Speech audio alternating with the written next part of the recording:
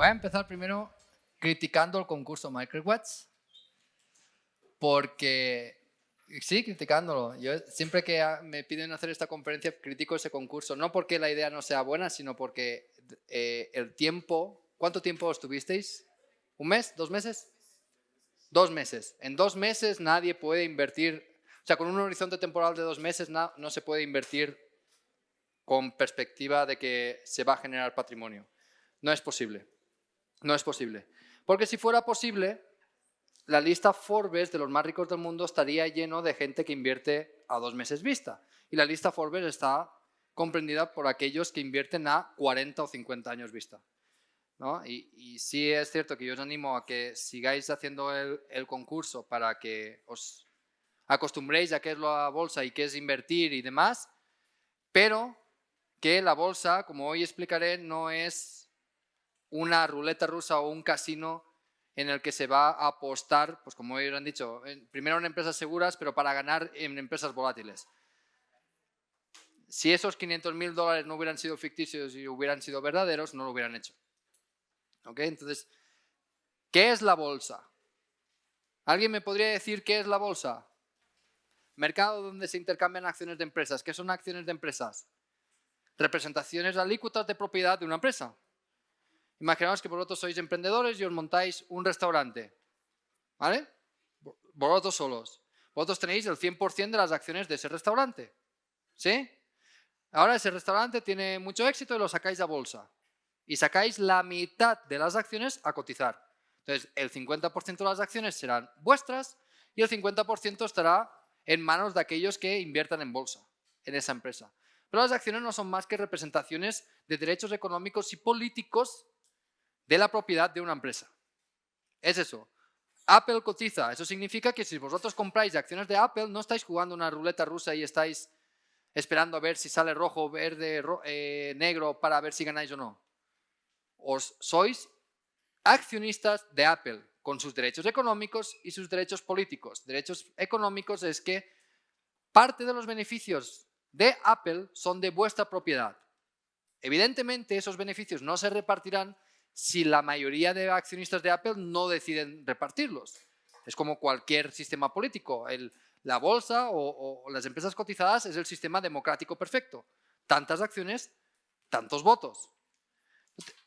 Y ahí viene el derecho político que tenéis. Como accionistas tenéis el derecho a ir a la junta de accionistas y decirle a Tim Cook, que es el CEO de Apple, o antes a Steve Jobs, podéis ir a la junta de accionistas y al CEO o mayor accionistas de Apple lo que os dé la gana, porque tenéis el derecho político a hacerlo. Podéis ir a la sede en California, acudir, votar, proponer puntos del día y influir en la gestión de la compañía. Evidentemente, si solo tenéis una acción de Apple, entre millones de acciones que hay en circulación, no os hará mucho caso. ¿Vale? Pero si acumuláis un patrimonio lo suficientemente importante como para ser significativos en la empresa, pues sí os harán caso. Yo, por ejemplo, soy el dueño del 7% de una cadena de restaurantes mexicanas en Europa. Y a mí sí me hacen caso. Soy el tercer accionista más grande de esa compañía. ¿Vale? Entonces sí me hacen caso. Pero, evidentemente, uno no invierte en bolsa por los derechos políticos. No siempre. Hay gente que sí que invierte por los derechos políticos por tomar el control de compañías. Inviertes por los derechos económicos. Porque vas a tener derecho a percibir o tienes derecho a ser el dueño de los beneficios futuros que generen esas compañías. ¿Vale? Ahora bien, y aquí vamos a introducir dentro de un rato a Carl Menger. ¿Cómo sé yo si una inversión en bolsa es buena o es mala?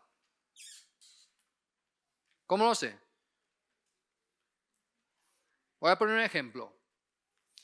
Tengo una empresa que va a generar 10 millones de dólares de beneficios los próximos 10 años. ¿Vale? Y por esa compañía me la compro entera, pago 1.000 millones de dólares. ¿Es una buena inversión o es mala? Estoy pagando 1.000 millones por algo que me va a dar 10 millones al año, un 1% de rentabilidad anual. ¿Eso es bueno o es malo? Malo. ¿no? Ahora, hay una compañía que va a dar 10 millones de dólares al año en beneficios y pago por ella 20 millones. ¿Es una buena inversión o es mala? Buena. ¿Vale? Hay métricas que son absolutas. Es decir, ¿esto es bueno o es malo? Porque estamos suponiendo que sabemos los beneficios futuros de la compañía con respecto al precio que estamos pagando por ello. Ahí, en términos absolutos, puedes decir bueno o malo. Ahora, imaginemos que Apple está cotizando por 1.000 millones, está cotizando por más, pero digamos que vale 1.000 millones. Y solo tenéis esa información. Esa es la única información que tenéis. No sabéis los beneficios futuros que va a tener la compañía. ¿Es buena o mala inversión? Porque es una compañía que vale mucho, entonces se supone que está generando lo suficiente para valer lo que vale. ¿Y quién dice lo que vale? El mercado. ¿Y el mercado es objetivo? El mercado es subjetivo, pero ¿por qué es subjetivo? Porque el mercado no es más que la suma de todas las decisiones individuales de los componentes del mercado. Es decir, si yo compro acciones de Apple, la acción de Apple subirá. Si yo vendo acciones de Apple, la acción de Apple bajará. ¿Sí o no? Entonces, si el mercado está compuesto por la suma de las decisiones individuales de todos los que están en el mercado, para que el mercado fuera objetivo y eficiente, las personas tendríamos que ser objetivas y eficientes. ¿Nosotros, el ser humano, es objetivo y eficiente? No. A ver, ¿quién de aquí me puede levantar la mano que piensa que los iPhones son los mejores celulares del mundo? Que levante la mano. El que piense que los iPhones son los mejores. Levántanla más, que no os veo. Ok, 4 o 5. ¿Y quién piensa que no son los mejores del mundo? La mayoría. No os podéis poner de acuerdo si los iPhones son los mejores o no. Y los iPhones son los productos que vende Apple. Entonces no está claro que sea una buena compañía. ¿Sí? Ahora introducimos a Carl Menger. ¿Qué decía Carl Menger? A ver, ¿por qué es famoso Carl Menger? Junto con Jevons. ¿Por qué es famoso? Por la revolución marginalista. ¿No? Anteriormente, los economistas anteriores a ellos, Adam Smith, David Ricardo, incluso Karl Marx, creían que los bienes tenían un valor objetivo cuyo valor dependía del trabajo incluido en esos bienes. Y Carl Menger te dice que no, que el valor es subjetivo. Y seguro que en clase os habrán explicado el caso de la botella de agua. ¿Cuánto vale una botella de agua? 5 quetzales. Vale, si estás en el desierto durante una semana, ¿cuánto pagas tú por una botella de agua? Lo que te pidan, ¿verdad? Entonces, pero el trabajo que se le ha metido a la botella de agua para crear la botella de agua es la misma. Bueno, si acaso con los costes de transporte y demás, pero es lo mismo, el bien es el mismo, pero tus necesidades son distintas. Tú estás dispuesto a pagar por agua cuando tienes necesidad. ¿Por qué una botella de agua vale 5 quetzales, yo qué sé, en el súper? ¿Cuántos cobran en plus por una botella de agua? Bueno, no creo que vayáis a beber agua allí, pero ¿cuántos cobran? ¿Cuánto? ¿Sí? ¿Gratis? Pues qué tontos. Bueno, en una discoteca normalmente el agua te la cobran a 10 veces el valor del supermercado. Esto hay estudios, yo recomiendo que lo veáis. Estudios, ya ves, los economistas tienen tanto tiempo libre que se ponen a estudiar porque en las discotecas el agua es tan cara. Pues el agua normalmente en las discotecas es tan cara porque es lo que beben los que toman drogas sofisticadas. Entonces, si tienen dinero para eso y tienen necesidad de beber agua, tienen el poder adquisitivo para pagarlo. Esto se hizo el estudio en Ibiza, que no sé si conocéis Ibiza, pero lo recomiendo.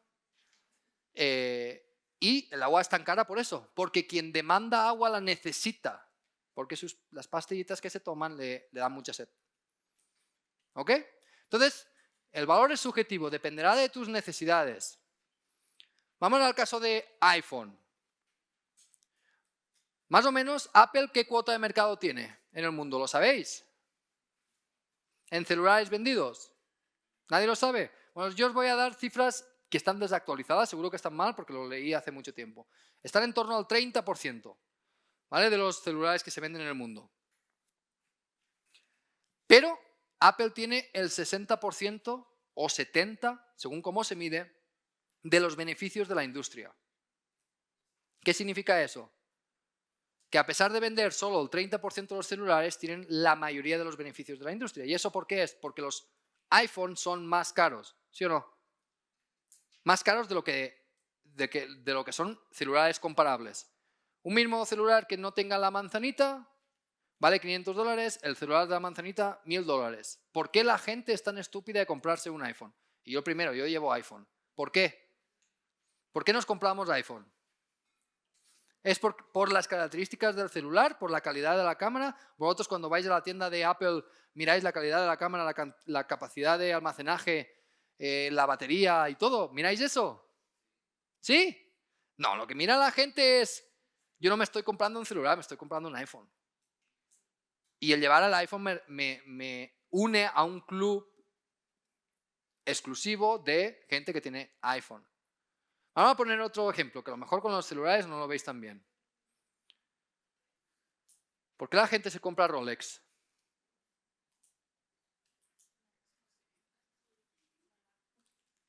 O mejor dicho, ¿por qué la gente en lugar de comprarse un Rolex, no sé, 1906, se compra un Daytona que cuesta 2 veces más? Si la calidad de la mecánica es la misma. Estatus y prestigio. Llevar un Rolex te mete en un club. ¿Sí? Entonces Rolex es capaz de cobrar por sus productos un precio muy por encima de lo que les cuesta a ellos producir el producto. Y esto no debería existir bajo una economía de competencia perfecta, que es la que se supone que tiene el mercado de relojes, porque ¿quién te impide a ti construir una fábrica de relojes? Nadie.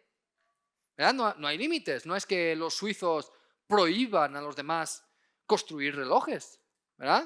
No hay un límite. Pero ¿qué es lo que pasa? Que los supuestos de competencia perfecta que se estudian en las universidades a nivel teórico no existen en la mayoría de industrias, solo existen en las materias primas, que después hablaremos de ello, pero no existen. Entonces, la gente está dispuesta a pagar por un Rolex más que por un reloj de las mismas características, porque llevar Rolex representa una cosa que las demás no representan. Y esto es subjetivo. ¿Ok? Estamos de acuerdo que el valor de las cosas es subjetivo, ¿no? Hemos aceptado eso. Entonces, si el valor de las cosas es subjetivo y las cosas es lo que las empresas que cotizan en bolsa venden, el valor de las empresas va a tener que ser subjetivo. Es decir, que Apple sea una buena inversión o una mala inversión es subjetivo.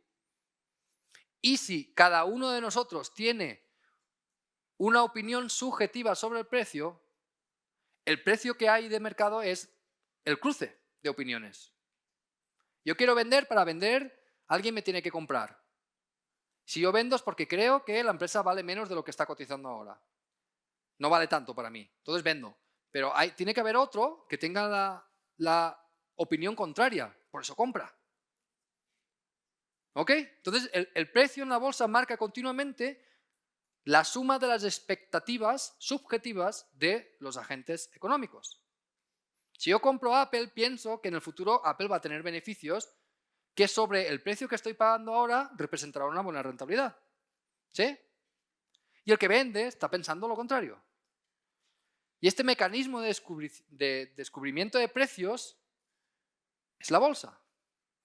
Pero entonces, si todo es subjetivo, si el valor de los bienes es subjetivo, por lo tanto, las expectativas de beneficio futura de las empresas es subjetivo, ¿por qué hay gente que como yo nos dedicamos a invertir en bolsa si todo es subjetivo? Tendría que ser aleatorio. Cuando lo subjetivo se lleva a lo extremo es aleatorio, ¿no? Si todo es subjetivo, si todo es relativo, el rendimiento de la bolsa debería ser aleatorio. ¿Sí o no? Por lo tanto, no tendría ningún sentido invertir, ¿no? ¿Qué pensáis? ¿Que la bolsa es aleatoria y está gobernada por máquinas? ¿O hay cierta racionalidad dentro de todo el subjetivismo? Yo sí creo que hay racionalidad dentro de lo subjetivo. Ok, y es principalmente porque puede ser que no sepamos si una empresa va a ir bien o mal el día de mañana, pero sí sabemos una tendencia O sea, si yo invertiría en bolsas, sería por esa misma tendencia. Por ejemplo, el prestigio que ya tiene Apple o ya tiene Rolex, como usted mencionó, va a crear un patrón, y siguiendo ese patrón, si hay un patrón significa que sí hay racionalidad. Ok, está perfecto. Está perfecto. Pero, o sea, si la cuestión fuera identificación de patrones, las máquinas invertirían por nosotros. Porque las máquinas son buenas interpretando patrones. Por ejemplo, Apple. Apple tiene un patrón de que tiene prestigio, y ese prestigio no lo puede perder. ¿No creéis que ahora vuestra generación es menos propensa a comprar Apple porque estáis cansados precisamente de que os cobren un sobreprecio sobre los teléfonos? Eso le está pasando a Apple. El crecimiento de ingresos de Apple está estancado los últimos años. No crecen. De hecho, yo os recomiendo que veáis una entrevista que le hicieron a Mark Zuckerberg, el dueño de Meta, Instagram, WhatsApp y todo esto. No el dueño, el CEO. En el que le preguntan sobre Apple. ¿Y sabéis lo que dice Mark Zuckerberg? Apple ya no innova.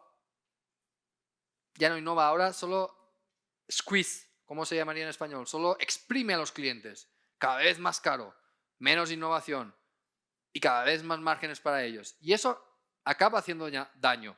Mientras que Rolex es distinto. ¿Sabéis por qué Rolex siempre va a valer más? ¿Quién de aquí tiene un Rolex? ¿O conoce el proceso de compra de un Rolex?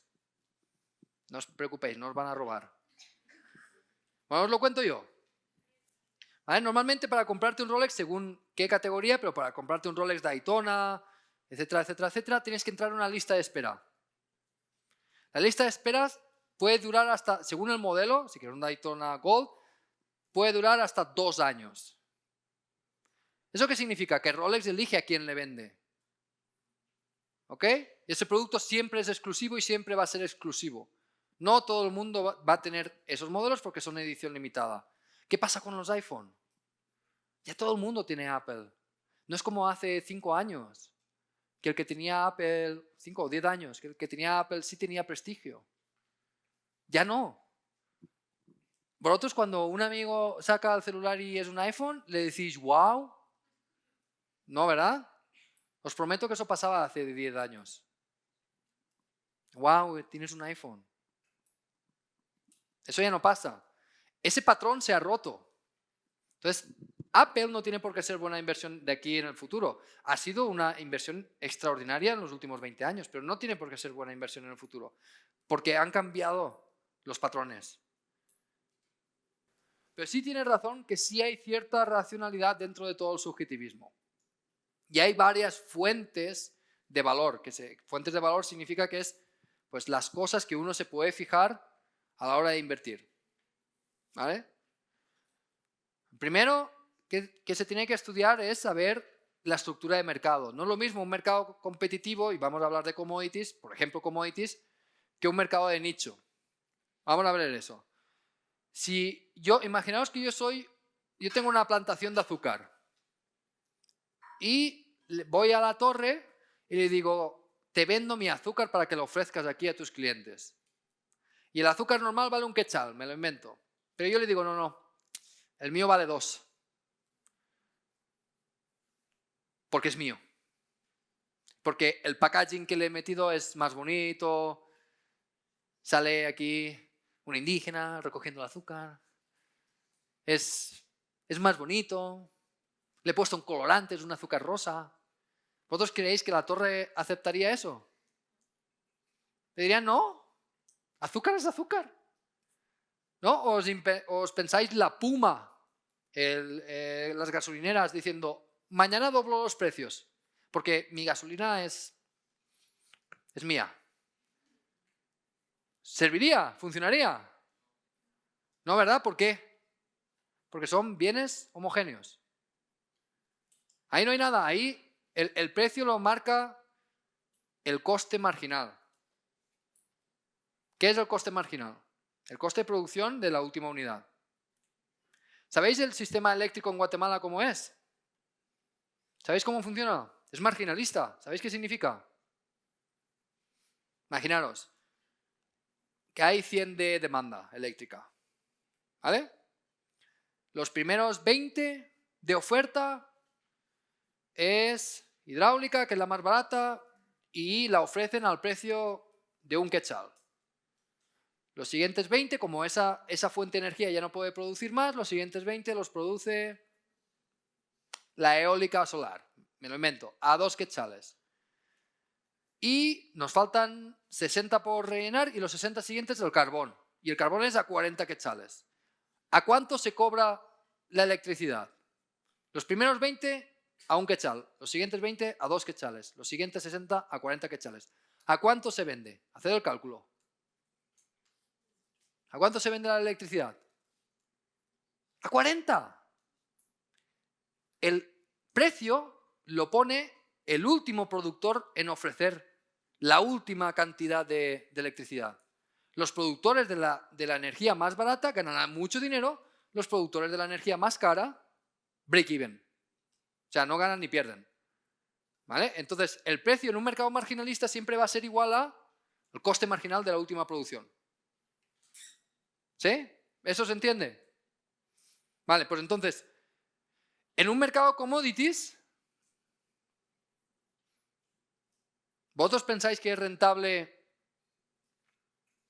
abrir un nuevo campo de azúcar? Muy probablemente no. Porque el precio al que cotiza el azúcar ya es el precio al que el último productor no gana dinero. Entonces, se supone que el nuevo no tendrá ninguna ventaja competitiva con los anteriores, por lo tanto no va a ser rentable su operación. ¿Visto? No es rentable. Podría ser porque tenéis un terreno que es muy bueno, X. Podrías tener cierta ventaja competitiva, pero normalmente en un mercado marginalista es muy difícil que entren nuevos productores, a no ser que haya aumentos de la demanda. Vale, ahora vamos a ver un mercado de nicho, no es marginalista y hay diferenciación. Un restaurante. Vosotros creéis, imaginaos un mundo ideal que no existe, en el que Guate hay libre competencia. Eso no existe, aquí. ¿Vosotros creéis que existe la posibilidad de que nazca un restaurante que pueda competir contra Pollo Campero? En el mundo ideal de que existe la libre competencia, ¿podría pasar? ¿Sí? ¿Podría pasar? Sí, podría pasar. ¿Por qué? Porque la materia prima podríamos decir que es homogénea, el pollo, ¿verdad? O las papas, lo que sea, eso es homogéneo. Pero tú le puedes añadir cierta diferenciación al producto final. Sí, ¿verdad? La preparación, el tipo de aceite, la frescura de los ingredientes, la decoración del restaurante. O sea, puedes hacer ciertas cosas que subjetivamente llamen la atención a tus clientes, ¿verdad? Y con eso podrías robarle clientes a tu competencia. Entonces ahí sí hay competencia. Y ahí es donde invertir en bolsa cobra sentido. Uno no invierte en bolsa para invertir en commodities. Sí hay especialistas en commodities, pero no invierte por eso. Está invirtiendo en empresas que cree que en el futuro lo van a hacer bien. Por ejemplo, voy a contar el ejemplo de la cadena de restaurantes mexicana que me he comprado el 7% de la empresa. Se llama Tortilla Mexican Grill. Está en Reino Unido, Londres. Y ahora también está en Francia. Para que os hagáis una idea. Tienen unos 113 locales entre Reino Unido y Francia. Cotiza por 20 millones de libras. 20 millones de dólares. ¿Vale? Siendo el líder en Europa, de forma absoluta, tiene 5 veces más que Chipotle en Europa. Chipotle, si la conocéis, todo el mundo. Chipotle es el líder de este tipo de comida, que no es mexicana, es californiana. ¿Vale? Los burritos son californianos, no son mexicanos. De hecho, le ponen hasta papas fritas en el burrito. Algunos. Pues Chipotle, en bolsa, la gente, vosotros, imaginaos que todo el mercado de la bolsa mundial sois vosotros. Vosotros pensáis que Chipotle vale 20 millones de dólares por cada restaurante. Es coger el valor bursátil de Chipotle dividido por el número de restaurantes y sale 20 millones. Tortilla tiene 113 y cotiza por 20 todos. Ahí hay cierta Hay subjetividad, yo estoy pensando de que la empresa lo va a hacer bien y hay otra parte del mercado que piensa que la empresa no lo va a hacer bien. Porque si no, no estaría cotizando a ese nivel. ¿Vale? Esta empresa cotiza por 20 millones y gana 4,5 millones al año. ¿Es buena inversión o no? ¿No? ¿Cotiza por 20 y gana 4,5? ¿No es buena inversión? Hay un alumno que dice que no es buena inversión. En tu vida te vas a encontrar una inversión así. Nunca. O sea, metes 20 y cada año sacas 4,5. Es 20% de rentabilidad anualizado. Y eso sin suponer crecimiento. Porque esta compañía va a seguir creciendo en números de locales. Entonces, ahora gana 4, pero yo según mis estimaciones en el futuro, dentro de 3 años va a estar ganando 8. 8 sobre 20 ya es un 40% al año. Y así hasta el infinito. ¿Vale? Pero eso es un ejemplo de una inversión. ¿Y ahí por qué creo yo que voy a ganarle al mercado? Y a lo mejor no, a lo mejor me equivoco y lo pierdo todo. Y tengo 3 millones de dólares invertidos ahí. A lo mejor lo pierdo todo. Pero, ¿qué es lo que yo estoy viendo que el mercado no está viendo? ¿Qué puede ser? Exacto. Es la proyección. Es lo que he criticado antes sobre MarketWatch. ¿Por qué ahora la compañía está presentando malos números a corto plazo? Porque han invertido en una cocina central en el Lilly. Lilly es una parte de Francia. Y ellos van con cocina central. Es decir, todo el pollo y todo eso lo preparan en una cocina central que se va a los restaurantes. Y eso les ha costado dinero. ¿Vale? Además están sufriendo la inflación energética en Reino Unido. Pero para solucionarlo han invertido para reducir el gasto eléctrico. Entonces, la compañía está pasando por ciertas dificultades temporales. Y la única diferencia entre yo y el mercado es que yo no juego MarketWatch a 2 meses. Yo juego a 10 años. ¿Ok? Entonces, la bolsa, como os he dicho antes, vosotros sois la bolsa, entre vosotros habrá opiniones muy dispares. Pero la inmensa mayoría de vosotros se comporta como un niño llorica cuando se trata de la bolsa o de las inversiones. Sois exactamente igual que un niño llorica. ¿Qué significa eso? Muy sentimentales. Si algo no os gusta, lloráis. Los inversores, cuando una acción baja, lloran. Porque baja, me estoy estresando. Y cuando una acción llora, tendréis que estar alegres. Voy a haceros una pregunta. Vosotros cuando vais a un supermercado, vais a la torre y os ponen tomates en oferta, al 50% de descuento. ¿Qué hacéis? Compras tomates. ¿No? Vas y dices, qué buenos tomates. El inversor en bolsa, que sois vosotros mismos, cuando una acción cae un 50%, ¿qué hace? Ay, no. No, el inversor normal va a hacer, ay, no, que está cayendo. Y si tú has sufrido esa caída, vendes por miedo. Ay, es que me va a volver a caer un 50% más. Dices, ay, no, voy a vender. Eso es cómo se comporta la inmensa mayoría de los agentes en bolsa, como niños lloricas. Y la gente que gana, y no me tenéis que creer a mí, tenéis que creer a la lista Forbes. Mirad la lista Forbes. Mirad, de inversores, ¿quién está? Warren Buffett. ¿Conocéis a Warren Buffett? 150.000 millones de patrimonio. Bill Ackman, David Einhorn. Todos los inversores que están en la lista Forbes tienen todos la misma filosofía de inversión. Mirar más allá del próximo trimestre. El mercado está lleno de niños lloricas que a veces tienen miedo y ven una acción caer y venden, y a veces tienen euforia. Y les haces cosquillitas y se ponen a reír. Eso es como si la acción subiera. Y cuando las acciones suben, dicen, va a seguir subiendo, voy a comprar. De hecho, la Universidad de Harvard junto a Stanford hizo un experimento. Ese experimento, ¿en qué se trataba? Le ponían a los alumnos una gráfica. Y era una gráfica de bolsa que subía. Y les preguntaban, ¿cómo creéis que se va a comportar en el futuro? ¿Va a seguir subiendo? ¿Se va a quedar plana o va a bajar? La inmensa mayoría decía, va a seguir subiendo. Y cuando les presentaron una gráfica bajando, la inmensa mayoría decía que va a seguir bajando. Cuando, si estudiáis economía, y eso os va a servir estudiar a Menger, a Hayek, a todos estos que seguro que os intentan hacer estudiar y decís no me gusta y lo hago por obligación, son muy útiles, vais a entender que la economía es dinámica y que existe un fenómeno económico que se llama reversión a la media. Es el fenómeno económico más importante que os vais a encontrar. Pensemos una cosa, imaginaros una empresa que lo está haciendo mal. Si lo está haciendo mal, ¿qué va a pasar dentro de la empresa? Imaginaos que es vuestra empresa y vuestra empresa va mal. ¿Qué vais a hacer? ¿Qué vais a hacer? ¡Reestructurarla! Y si una industria entera va mal, habrá empresas que cierren dentro de esa industria y aquellas que son buenas van a ganar cuota de mercado. Mientras que si una empresa lo hace muy bien, ¿qué va a pasar? Imaginaos que una industria gana mucho dinero. ¿Qué va a pasar?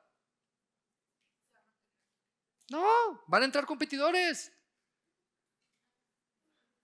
¿Por qué salió TikTok? ¿TikTok salió de la nada? ¿O salió porque Instagram era muy rentable?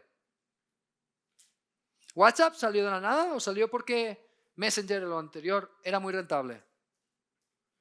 ¿Por qué alguno de vosotros es emprendedor o quiere ser emprendedor? ¿Sí? ¿Dónde vas a emprender? ¿Donde veas empresas ganando dinero o donde veas perdiendo dinero? ¿Dónde están ganando? Entonces, si tú entras en una industria que está ganando dinero, no solo entrarás tú, tu compañero, el otro. ¿Y eso qué va a hacer sobre los beneficios de la industria? Que va a bajar porque aumenta la competencia. Entonces, lo que suele tender para arriba suele revertir para abajo, a no ser que encuentres una empresa como Coca-Cola que se ha mantenido en la cima durante siempre, pero esas son muy pocas. Y cuando una industria va mal, es precisamente el momento de empezar a mirarla. Por ejemplo, tortilla. Yo empecé a mirar esta empresa, el restaurantes mexicanos, cuando estaba yendo mal. Esta empresa llegó a cotizar a 200, está cotizando a 50. Ese es el momento de empezar a mirarla y entender por qué está yendo mal. Está yendo mal por sobrecostes que no se van a repetir, están yendo mal por costes energéticos que están solucionando, están yendo mal por elecciones de menú, se equivocaron en algunas elecciones del menú, lo han solucionado, y están yendo mal porque han invertido en renovar los restaurantes, porque ya estaban un poco anticuados. Todas esas razones que explican que estaba yendo mal son cuestiones que en el futuro no van a estar. Pero el mercado es de corto plazo y solo mira lo que está pasando ahora. Y los inversores buenos miramos lo que va a pasar después.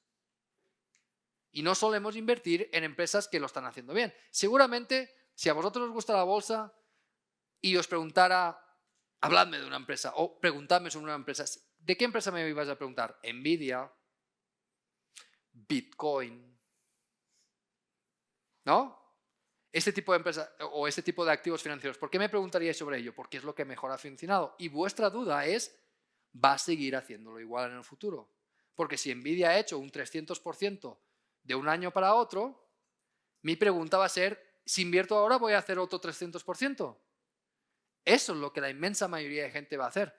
Pero no me vais a preguntar, por ejemplo, por Tortilla, que es una empresa que estaba en 200 y está en 50. O no me vais a preguntar por Warner Bros., es otra empresa que tengo yo en cartera, que estaba en 40 y ahora está en 9. De eso no lo vais a hacer porque vuestros sesgos psicológicos os impiden hacer eso. Y os impiden hacer eso porque no habéis estudiado suficiente ni a Hayek, ni a Mises, ni a Menger.